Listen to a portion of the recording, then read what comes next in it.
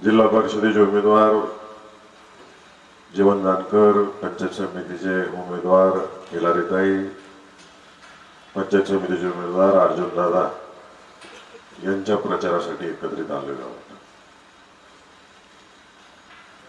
बसल्या बसल्या विचार करत होतो मी, गेल्या वर्षी लोकसभा इलेक्शन सुरू होण्यापूर्वी काही मंडळींनी नातेपते देऊन भाषण केलं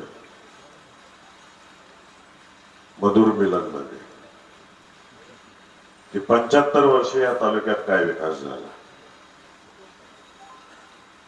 जे काय केले ते आम्ही या 5 वर्षात केलं. तो हिशोब आज मला माळशिरस तालुक्यातल्या जनतेला द्यायचा आहे. या माळशिरस तालुक्यामध्ये सहकार मंत्री शंकरराव मोहिते पाटील साहेब आणि त्यांच्या सर्व सहकार्यांनी, आदरणीय मोठे दादांनी व त्यांच्या सर्व सहकार्यांनी या तालुक्यामध्ये जिल्ह्यामध्ये सहकाराचं जाळं उभं केलं. सहकार मंत्री शंकरराव मोहिते पाटील साखर कारखाना उभा केला, शंकर कारखाना उभा केला, शिक्षण प्रसारक मंडळ उभं केलं, शिवशंकर बाजार उभं केलं, कृषी उत्पन्न बाजार समिती उभी केली, शिवपार्वती शैक्षणिक संस्था उभी केली, शिवरत्न शिक्षण संस्था उभी केली, अजून 8-10 बारक्या संस्था आहेत, त्या सगळ्या वाचत नाही. दोन्ही कारखान्याची नुसती सभासदाची आकडेवारी काढली तर शंकर कारखान्याचे सभासद 8,600, अकलूज कारखान्याचे सभासद 24,000 आहेत. आणि या सगळ्या संस्थांचे कर्मचारी आहेत 4,063 कर्मचारी डायरेक्ट असलेले. कारखान्यावर आणि या सगळ्या संस्थांवर चालणारे, मग तो ट्रॅक्टरवर ड्रायव्हर असेल, गाड्या दुरुस्त करणारा असेल, पंक्चर काढणारा असेल, ही संख्या वेगळीच. आणि हे उभं करत असताना आमच्या परिवाराने एकटं केलं नाही, सगळ्या सहकार्यांनी केलं. ज्यावेळेस या तालुक्यामध्ये खाजगीकरणाचा ताब्यात शेती व्यवसाय होता, शेती पूरक उद्योग व्यवसाय होता, सदाशिवनगर कारखाना चितळेंकड होता, माळीनगरचा अजून सुद्धा खाजगी कारखाना आहे, आणि श्रीपूरचा आगाशंकर होता. त्याच्या विरोधात जाऊन त्या काळामध्ये सगळ्या लोकांनी, सभासदांनी आपले दागिने गहाण ठेवून सहकार मशीनच्या विचाराला चालना देऊन या संस्था उभ्या केल्या आणि त्यातून रोजगार निर्मिती झाली. विकासाचं पाऊल सुरू झालं आपल्या तालुक्यामध्ये. आज नुसतं कर्मचाऱ्यांचा जर पगार काढला आपल्या तालुक्यातला वर्षाचा, तर 137 कोटी रुपये बाजारात येतात मार्केटमध्ये. मध्ये 3 वर्ष शंकर कारखाना बंद पडला तर काय अवस्था झाली होती, आणि रणजितदादांनी कोणत्या परिस्थितीत तो कारखाना पुन्हा एकदा उभा केला हे आपल्या सगळ्यांना माहिती. धंद्यात चढ उतार असतात, आमच्यावर टीका केली जाते, परंतु आम्ही चालवलेल्या आहेत संस्था, आणि ते सहकारात चालवलेले आहेत, खाजगीकरणात चालवलेले नाही. आपला तालुका या संस्थांमुळे एवढा वाढला की 2.5 ब्लॉकचा तालुका आहे. म्हणजे आपल्या तालुक्याचे 2 तालुक्याहून वर अर्धा शिल्लक राहतोय, एवढा मोठा तालुका आहे. शिक्षणाचा स्तर उंचवला आपल्या इथला. अनेक मुलं आज IT कंपन्यांमध्ये काम करते, डॉक्टर, इंजिनियर झालेले. एवढ्यावरच थांबलो का? इथं पांढरे मामा बसलेत. मार्केट कमिटीच्या माध्यमातून मोठे दादांच्या मार्गदर्शनाखाली अकलूज मध्ये 292 गाळे काढले आणि नातेपोतीला 156. भाडं किती आहे? 2,000 रुपये, 1,00,000-1.5 लाख डिपॉझिट. आज नातेपोतीत जायचं, खाजगी जागा 1 गुंठा विकत घेऊन दाखवायची. नातेपोतीत रेट किती आहे? पोटभर आहे. 1.5 कोटी रुपये दोन झाले. 1.5 कोटी कुठं, 1.5 लाखाचा डिपॉझिट कुठं? आणि खाजगी गाळा भाड्याने घ्यायचं म्हणलं तरी 10,000पासून ते 30,000पर्यंत भाड्यात नातेपोतीत आहे. 2,000 रुपये भाड्यात आपल्या नातेपोते पंचक्रोशीतली पोरं आज उद्योग व्यवसाय करते. आज नुसत्या अकलूज मधल्या 292 गाळ्यामध्ये मालक आणि 3 कामगार जर धरले तर 1168 लोकांना रोजगार दिलाय. नातेपुतेचा जर 156 गाड्यांचा हिशोब केला तर 624 लोकांना रोजगार दिलेला आहे. हे आम्ही विकास केला गेल्या 75 वर्षामध्ये.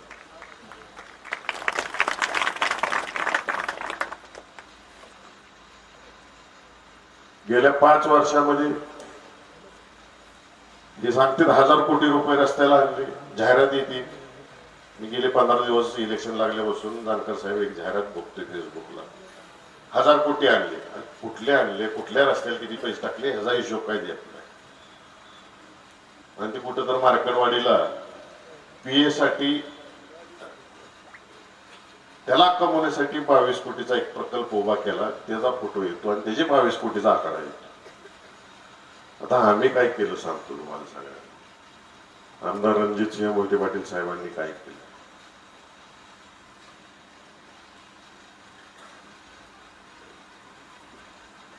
387 कोटीची एमएसएबीची कामं रणजितदादांनी या तालुक्यात आणली. 400 डीपी आणले. आमदार साहेब सांगायचे विसरले. मोठे दादा जोपर्यंत आमदार 11,000 डीपी बसलेत आपल्या तालुक्यात. दादांनी कधी रील काढून टाकली नाही कुठं. त्याच्या शेजारी उभा राहून फोटो काढून टाकला नाही. आला माणूस की दिलं पत्र, आला माणूस की उचलला फोन आणि दिलं. देखावपणा कधी केला नाही. डीपीवर झेंडा लावतात पक्षाचा. पक्ष निधीतनं देतात असं वाटतं. जनतेच्या टॅक्स मधनं चालले. रणजितदादांनी 361 कोटीची रस्त्याची कामं आली तालुक्यात.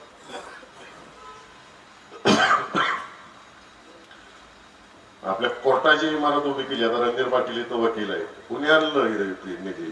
रणधीर पाटील, रणजितदादांनी आणि मोठ्या दादांनीच आणलं ना. जिल्हा कोर्ट कुणी आणलं? एमएसएबीचं एक्झिक्युटिव्ह इंजिनियरचं ऑफिस कुणी आणलं? आज अभिमानाने आपल्या तालुक्यातली जनता MH45 अकलूज म्हणून अख्ख्या राज्यात फिरते. कुणी आणलं? मोठे दादांनी. आणि राज्यातलं नाही देशातलं एकमेव उदाहरण आहे की ग्रामपंचायत लेवलला आरटीओ ऑफिस आले. आपल्या नेत्यांनी हे केलेलं आहे सगळं. रणजितदादांनी जल जीवनची बैठक घेतली आपल्या तालुक्यातली प्रत्येक ग्रामपंचायतची. आणि बैठक घेऊन या सोलापूर जिल्ह्यात सगळ्यात जास्त पाणी पुरवठ्याच्या योजना कुठं मंजूर झाल्या असतील तर ते माळशिरस तालुक्यात झाले. 96 गावांना 117 पैकी 96 गावांना पाणी पुरवठा योजना मंजूर झाली. निधी किती आला? 156.29 कोटी रुपये निधी आला. आणि मोठ्या गावांना मोठा प्रकल्प असतो म्हणून MGPच्या माध्यमातून माळीनगर असेल, संग्रामनगर, यशवंतनगर, बोरगाव, निमगाव, फोडशिरस, वेळापूर, पाणीव इथं किती निधी आला? 287 कोटी 75 लाख रुपये निधी आला. हे काम दादांनी केलं. जलसंधारणाच्या माध्यमातून 8 कोटी 96 लाखाची कामं आली. हे आता सगळं वाचत बसत नाही. कागद आहे. भाषण झाले की तरुण पिढीला जर बघायचं असेल माझ्या हातातून कागद घ्या आणि अख्ख्या दहेगावला दाखवा. इथं जे कोण येऊन भाषण करून जाते. गेल्या अनेक वर्ष आपल्या तालुक्यात MIDCचा प्रश्न प्रलंबित होता. आमच्यावर टीका केली जायची, दादांवर टीका केली जायची की MIDC का आणली. आपला अख्खा बागायत भाग होता आणि इथं MIDC उभं करायची. मग तर बागायत जमिनी घ्यायला लागत होत्या. आणि त्या काळात जमिनीला मोबदला द्यायचं, चांगला मोबदला द्यायचा कायदा नव्हता. कवडी मोल दरात शेतकऱ्यांना जमीन द्यायला लागत होती म्हणून आपण केलं नाही. जसा सुप्रीम कोर्टाचा निकाल लागल्यानंतर आमदार रणजितसिंह मोहिते पाटील साहेबांनी येळीवचा MIDCचा शेती महामंडळाच्या जागेतला प्रस्ताव दिला. तो मंजूर करून घेतला. आता काही टेक्निकल बाबी पूर्ण होतील. ह्या टेक्निकल बाबी पूर्ण झाल्यानंतर ती ताब्यात MIDCच्या जाईल. आणि ज्या दिवशी MIDCच्या ताब्यात जाईल त्या ठिकाणी आपल्या तालुक्यातल्या युवकांना स्वतःचा उद्योग उभा करता येईल.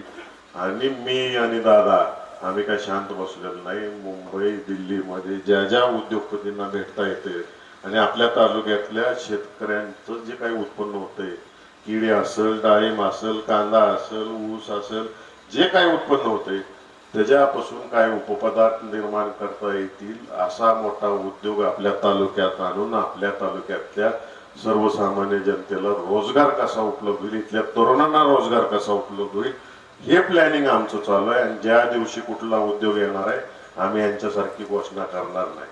ज्या दिवशी येणार आहे, किती कोटीचा येणार आहे, कसला उद्योग येणार आहे, हे ठामपणाने आणि छातीत ठोकपणाने तुम्हाला माळशिरस तालुक्यातल्या जनतेला सांगितल्याशिवाय राहणार. दादा बांधकाम मंत्री होते, तुम्हाला सगळ्यांना आठवत असेल, नातेपुते रस्ता आपला पंढरपूरला जाणार पहिला सिंगल रोड होता. दादांच्या काळात 3 पदरी झाला आणि तुमच्या सगळ्यांच्या मतामुळे दादा खासदार झाले. पंतप्रधान सोलापूरला आले होते, गडकरी साहेब सोलापूरला आले होते. त्याच स्टेजवर दादांनी पत्र दिलं, पांडुरंगाकडे जाणारे सगळे पालखी मार्ग मोठे करा. गडकरी साहेबांनी तिथंच घोषणा केली. घोषणा केल्यानंतर संत ज्ञानेश्वर महाराज पालखी मार्गावर जवळजवळ 624 कोटी 77 लाख रुपये शेतकऱ्यांना जमिनीचा मोबदला मिळाला. संत तुकाराम महाराज पालखी मार्गावर 324.75 कोटी रुपये लोकांना मिळाले. शेतकऱ्यांना मिळाला पैसा. कुठं आला पैसा? आपल्या तालुक्यात आला. आणि आता काय चालू आहे? जानकर साहेबांनी पण एकेकाळी भाजपमध्ये काम केले, मी पण भाजपमध्ये काम केले. RPI तुम्हालाही सगळ्यांना माहिती आहे, भाजपकडे या देशामध्ये राज्यात बघण्याचा सुशिक्षित माणसांचा पक्ष, व्यापाऱ्यांचा पक्ष म्हणून बघितलं जातं.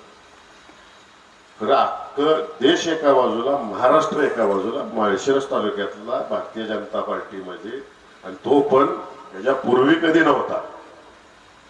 जे पार्सल आम्ही आणलं, तुम्ही नाही कोणी,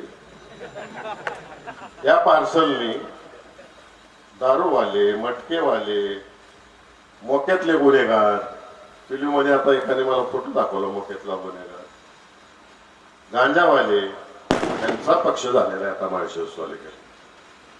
ज्यांनी या तालुक्यात तो पक्ष उभा केला ते डोक्याला हात लावून घेतील सगळी मंडळी. आला ही संस्कृती रुजवायचं काम आपल्या तालुक्यात चालू आहे. परवा दिवशी मी शिंदेवाडीला गेलतो.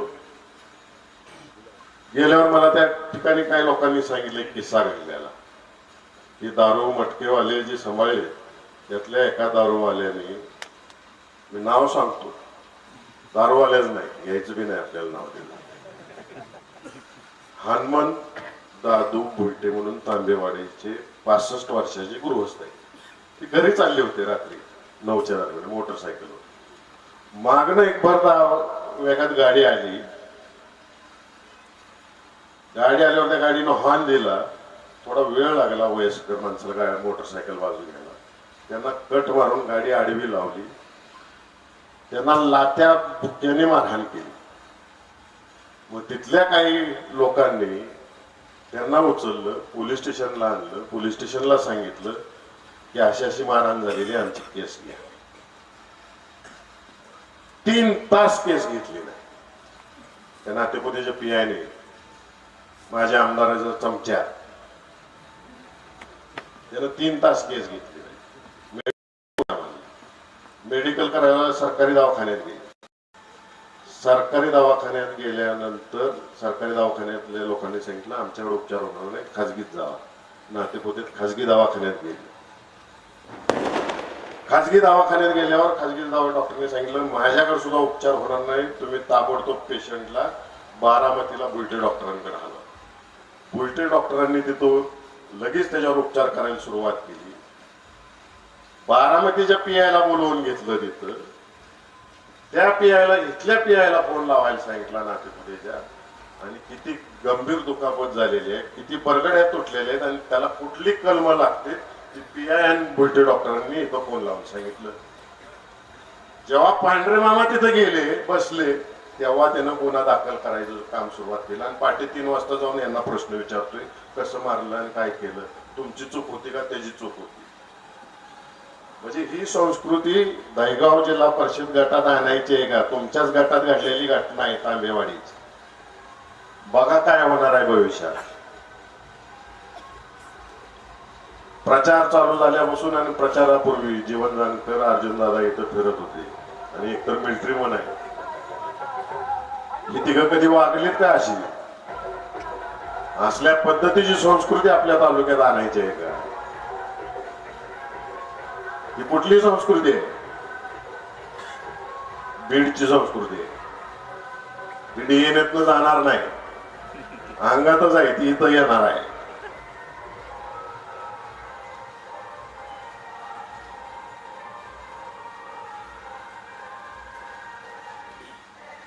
आपल्या जिल्ह्यामध्ये डीपीडीसी आहे, दादांनी डीपीडीसीवर काम केलं. आपला पालकमंत्री म्हणतो मी 1 रुपया निधी देणार नाही.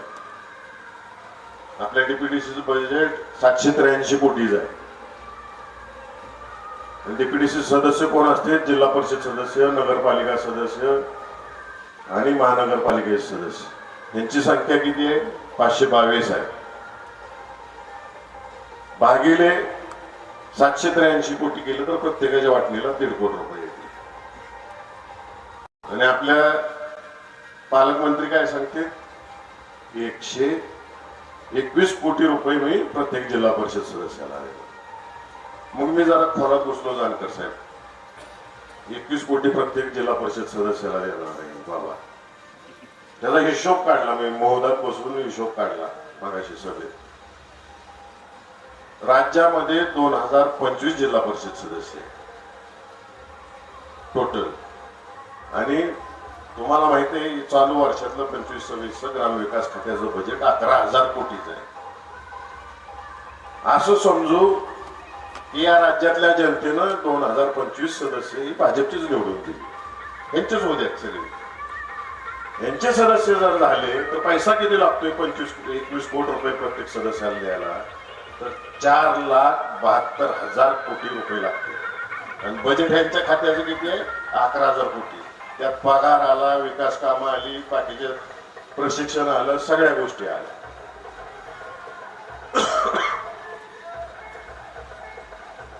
असल्या माणसांना मी किंमत देत नाही. संपलेली आहेत आमच्या खानदानासाठी, सांगितलं शेवटी मी.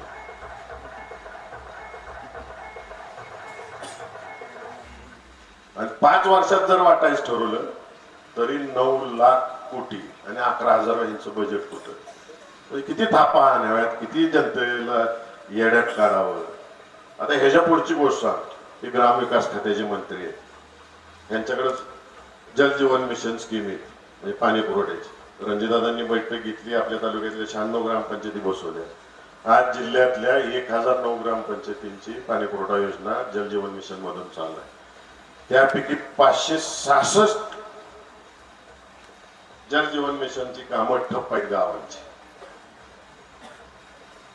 जानकर साहेब मध्ये पंचायतीतली माझ्याकडे ग्रामपंचायत सदस्य आली.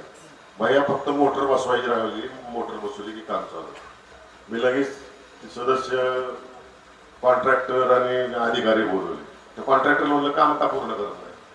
भैया म्हणलं मला करायला काय अडचण नाही, माझं बिलच द्या नाही. किती राहिले बिल? म्हणला फक्त 25% बिल दिले, अजून 75% मिळायचं. मी व्याजाने पैसे काढून पाणी पुरवठा योजना पूर्ण केली. मग अधिकाऱ्यांना विचारलं का देत नाही? ते म्हणले वरनच पैसे आले. झेडपीत विचारलं, ते म्हणले वरनं आलं नाही. सचिवाला विचारलं, त्याच्यावर थांबलो नाही मी. उद्या युट्यूब काढून बघायचं. हिवाळी अधिवेशनातलं मी लोकसभेत हा प्रश्न मांडला.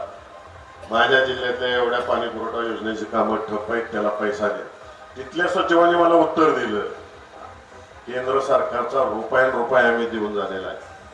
महाराष्ट्र शासनाने 1 रुपया त्यांच्या वाटणीचा खाली दिलेला नाही.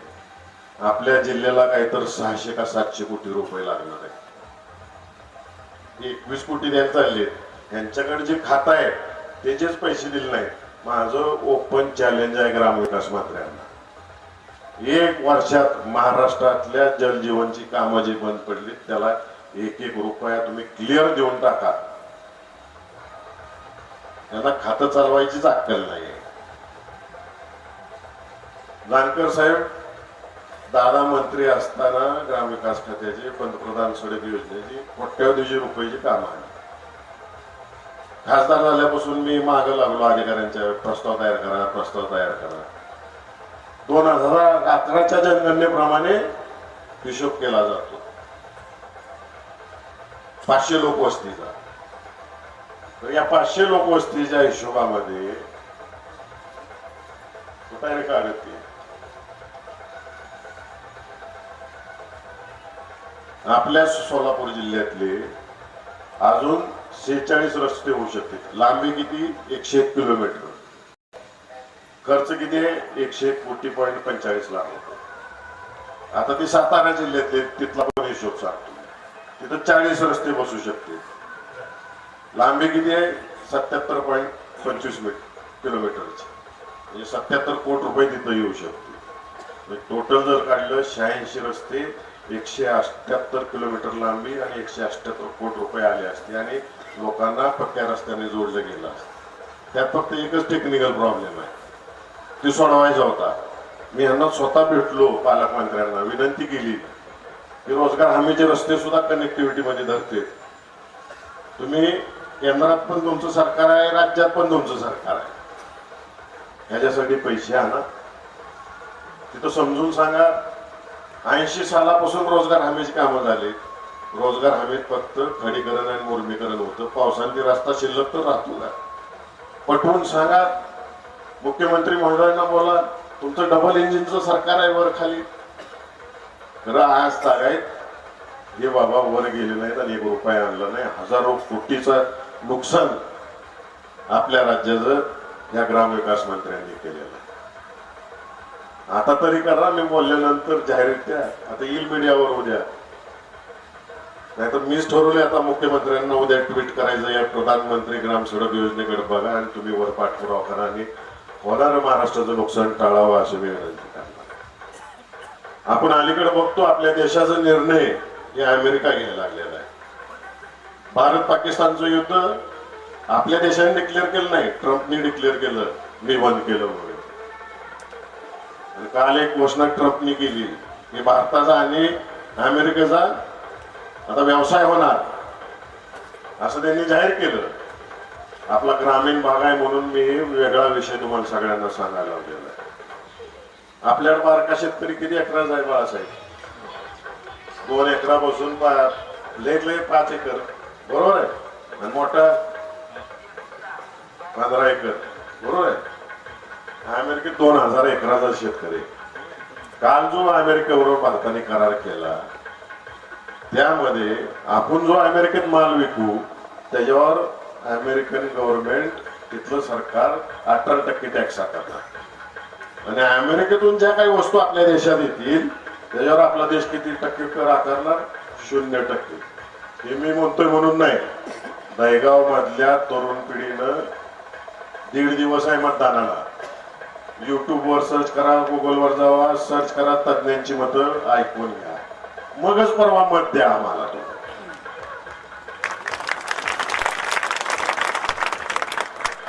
कोण देशावर तडीला लागणार आहे? तर शेतकरी लागणार आहे. कसा लागणार आहे सांग. आपली गाय दूध किती देते? ऍव्हरेज 10 लिटर आहे. चांगली गाय असेल तर 20 लिटर. अमेरिकेच्या गाय किती लिटर दूध देते? 50 ते 70 लिटर दूध देते. तिथला शेतकरी किती आहे? आपला 2 एकर 5 एकर. तिथला 2000चा सगळ्यात बारका एक शेतकरी, 2000 एकराचा. म्हणजे थोड्या दिवसांनी 0% ड्युटीनं, 0% टॅक्सने भारतात अमेरिकेच्या गायांच्या दुधातनं तयार झालेलं चीज येणार आहे, पनीर येणार आहे, तूप येणार आहे, मसाला दूध येणार आहे. आणि आपल्या तिथलं गव्हर्नमेंट दुसऱ्या देशात विकायला त्यांना सबसिडी देतं. आपल्यावर उलटा टॅक्स बसणार आहे. म्हणजे आपल्यापेक्षा स्वस्त दूध येणार आहे, जे दूध आपल्याला 10 दिवसाला पैसे देतं घरात. केंद्र सरकारने जाहीर केलं होतं यांनी सत्तेवर येण्यापूर्वी आधारभूत मत देऊ आले म्हणून. दिली का हो आजपर्यंत? मक्याला कुठं तर चांगला भाव मिळत होता. जगातला सगळ्यात मोठा मक्याचं उत्पादन करणारा देश कुठला असेल तर ते अमेरिका आहे. आपलं उतारा किती पडतो मक्याचा? लईत लई 1.5 टन. अमेरिकेत किती पडतो? 6 टन. ती काय किमतीत मका आपल्याकडे येणार आहे याचा विचार करा. तिथे सुद्धा पैसे आपल्याला मिळायचे कमी होणार. साखर, आपला जिल्हा 35 कारखाने आहेत साखरेचे. आपल्या देशाची साखरेची जर उतारा काढला तर 9 ते 10%. कोल्हापूर जिल्ह्यासारखे जिल्हे असतील तिथं 14-13% पर्यंत. सगळ्यात मोठी भीती ती आहे आता. अमेरिकेच्या शेजारी ब्राझील देश आहे. ब्राझील 14% खाली उतारा नाही त्याचा. दादा जाऊन आले पवार साहेबांबरोबर तिथे. शेजारचा देश आहे. आता तिथले कारखानदार अमेरिकेतल्या व्यापाऱ्याला साखर विकणार स्वस्तात आणि आपल्यापेक्षा उत्पादन खर्च कमी आहे त्यांचा आणि ती साखर आपल्या भारतीय बाजारपेठेत येणार. कोको कोला कुठला आहे? अमेरिकेचा आहे. सगळ्यात जास्त कशात साखर लागते? कोल्ड्रिंक मध्ये लागते. मी बोलतोय म्हणून नाही, मला खोटं बोलायची सवय नाही. गुगलवर सर्च करायचं जाऊन सगळ्या पोरांनी बघाही खरंय का नाही. आपल्या देशातला शेतकरी देशोधडीला लागल्याशिवाय राहणार नाही. त्यामुळे मत कुणाला द्यायचं हे सगळं सर्च करा आणि ठरवा तुम्ही सगळे. माझं खुलं चॅलेंज आहे. पत्रकारांनी रेकॉर्ड केलं चालेल. माझं खुलं चॅलेंज आहे पालकमंत्री आणि माझ्या आमदाराला. ते आमच्या सहकारी संस्थांवर बोलतात. कुठल्याही धंद्यात चढ उतार असतो. तर मोहिते पाटील परिवार कधीही कुठल्याही जबाबदारीपासून लांब गेलेला नाही. जबाबदारी स्वीकारूनच लोकांसमोर आज सुद्धा आम्ही ताटमानेने फिरतोय आणि धंदा चालवण्याच्या दृष्टिकोनातून लोकांची संस्था आहे म्हणून त्या संस्था चालवतो आणि इथून पुढे चालवतही राहणार आणि चांगल्या पद्धतीने चालवायचा प्रयत्न करणार. ही 100% ग्वाही तुम्हाला सगळ्यांना देतो. माझं चॅलेंज या दोघांना हे आहे की या दोघांनी एक तर साखर कारखाना काढावा, एक तर दूध संघ काढावा, एक तर पोल्ट्री काढावी, ती पण सहकारी तत्वावरची आणि चालवून दाखवावी. तर ह्यांनी विकास केला. त्यांनी मान तालुक्यात काढावी आणि ह्यानं माळशिरस तालुक्यात काढून दाखवावं आणि चालवून दाखवावं. मला मागाशी पोंडशिरस मध्ये एक मुलगा भेटला. भैया हे 5 वर्षापूर्वी आलं तेव्हा एक पांढरा शर्ट आणि जीन्स आणि कोल्हापूर चप्पलवर आलं. सगळ्यांनी तुम्ही फिरवलं, सगळीकडे सांगितलं ऊसतोड कामगार आहे, ऊसतोड कामगार आहे. ग्रॅज्युएट मुलगा होता. तो म्हणला भैया ते माझ्या आमदाराला तेवढं एक प्रशिक्षण शाळा काढायला सांगा.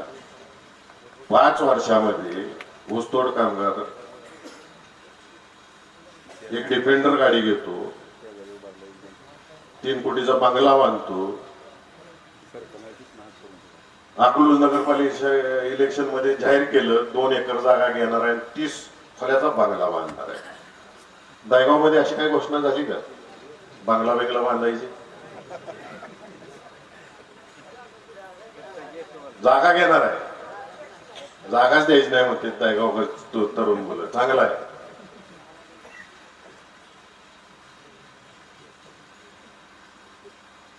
मला एक क्लिप ऐकवायची तुम्हाला सगळ्यांना. पालकमंत्री बोलले त्याच्यावरची क्लिप ऐकवायची.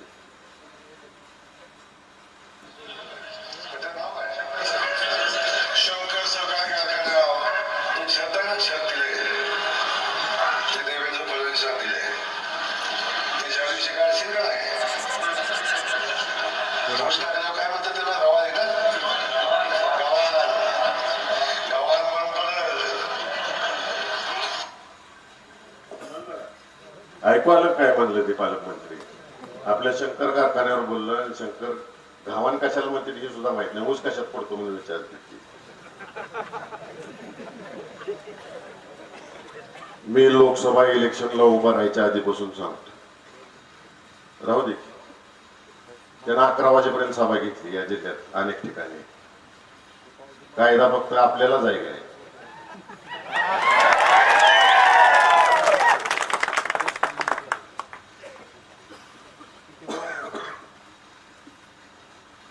मी लोकसभा इलेक्शनच्या आधीपासून सांगितलं. आज सुद्धा मी ठामपणाने सांगतो,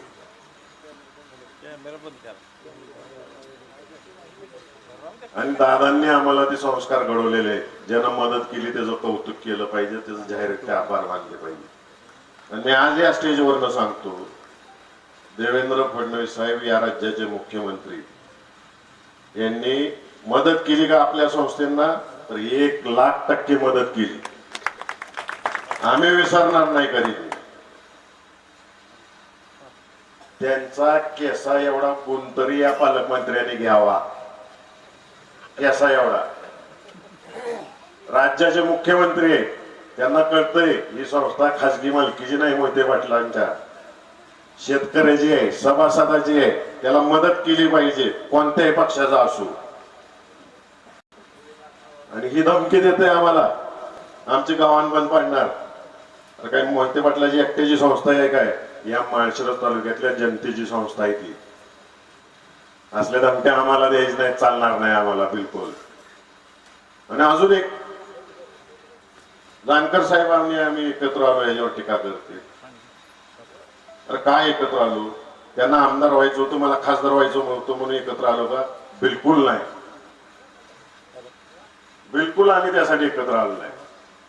गेले 40 वर्ष झालं या तालुक्यामध्ये धनगर समाज स्वप्न पाहतोय की आपला आमदार व्हावा. आणि आपसातल्या भांडणामुळे आपल्या तालुक्यात विकास कुठतर खुंटतोय. म्हणून आम्ही दोघांनी निर्णय घेतला, आमच्या दोघांच्या सर्व कार्यकर्त्यांनी निर्णय घेतला, मोहिते पाटलांना मारणाऱ्या, दादांना मानणाऱ्या सर्व कार्यकर्त्यांनी निर्णय घेतला की आपलं हे मिटू, गुन्हे गोविंदाने गावात राहू. सगळी संघर्ष नको, जातीचा संघर्ष नको, एकत्र आलं पाहिजे. म्हणून मिटवलं आणि मोठ्या मनाने या माळशिरस तालुक्यानं त्यांना आमदार केलं. आमदार साहेबांनी एकच प्रश्न मांडला टीव्ही चॅनल सोबत, म्हणजे मी आमदार झाल्यापासून 13 महिने झाले, 13 महिन्यात या सरकारने पैसे नसल्यामुळे 1 रुपया दिला नाही. पालकमंत्रीची भाषा काय? लायकीप्रमाणे की अरे कोणाला बोलतो तू? ज्या माळशिरस तालुक्यातल्या जनतेनं आमदार उत्तमराव जानकर यांना आमदार केलं, त्यांचा अपमान करतो तू? हा माळशिरस तालुका कदापि खपवून घेणार नाही असली भाषा.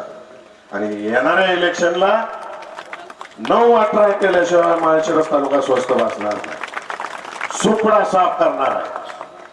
आणि आम्ही सुद्धा खपवून घेणार नाही. आमचा तालुक्याचा नेता आहे, काय कारण खपवून घ्यायचं? तू वरनं खाली येणार आणि आम्हाला शिकवणार काय? चालणार नाही या गोष्टी. आणि गावान बंद पाडायचं बोलतोय मी. सरकार शंकरराव मोहिते पाटलांचा नातो आहे. आणि मगाशी मानल्याप्रमाणे फडणवीस साहेबाचा एक केसा एवढा तर गुण शिकून घेतो, दाखवच तू इथं करून. काय कुठली संस्था बंद पाडून दाखवू, मदत न देऊन दाखवू.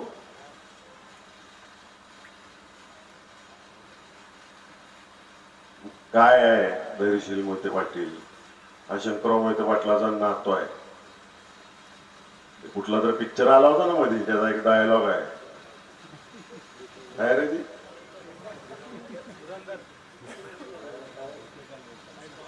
हा पुष्पा पिक्चर मधला डायलॉग आहे,